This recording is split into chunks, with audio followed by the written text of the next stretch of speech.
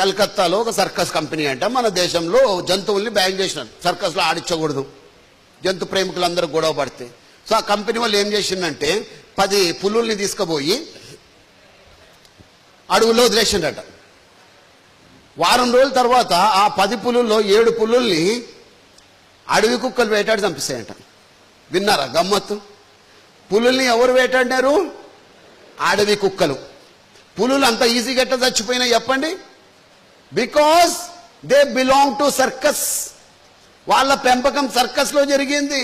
వాడికి readymade food తినడం అలవాటు అయిపోయింది.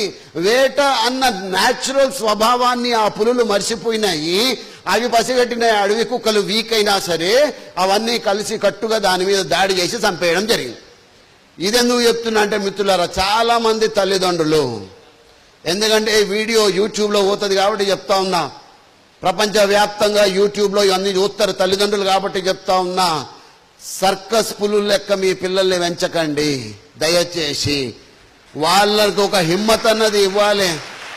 చాలా మంది తల్లిదండ్రులు చెప్తున్న పొరపాటు, ముద్దుగా పెంచు, ముద్దుగా, నా బిడ్డకు ఏమవ్వదు, బండిలో కార్లో దింపుతాడు వాడు బుడ్డోడు, వాని కారు ఎందుకు చెప్పండి. ఒక స్కూల్లో ఎల్కేజీ పోరోనికి అడ్మిషన్ కోసం వెళ్తే ఎంతరయ్యా ఫీజు అంటే 1,00,000 ఎందుకు రయ్యా? అందరూ కూర్చోబెట్టి ఏబీసీడీలు చెప్తారు, మేము పడుకోబెట్టి ఏసీలో చెప్తామంట. వానికి పడుకోబెట్టి చదువు చెప్తే చదువు అంటుతుందా? అరే అబ్దుల్ కలాం గారు ఎట్లా పోయినారు స్కూల్కి? పెద్దోళ్ళు ఎట్లా పోయినారు స్కూల్కి? నడుచుకుంటా, చెప్పులు లేకుండా, శివుడి ముక్కుతో, చిరిగిన నిక్కర్లతో వెళ్ళినాం. పెద్దోళ్ళు కాలేదా వాళ్ళు? ప్రపంచంలోనే ప్రముఖులు కాలేదా వాళ్ళు? వీరికి చిన్నప్పటి నుంచి సుకుమారంగా పెంచితే పెద్దగా అయితే వానికి చిన్న కష్టం వస్తే వాడేం బతుకుతాడని? ఆ జీవితాన్ని బతకలేడు.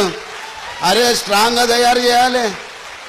చాలా మంది మొన్న పేపర్లో చదివిన, వానికి 3 నెలలంట పుట్టి పాన్ అట, pan card at the age of 3 months. వాని బ్యాంక్ బ్యాలెన్స్ 1,500,000. తల్లిదండ్రులు మురిసిపోతారా?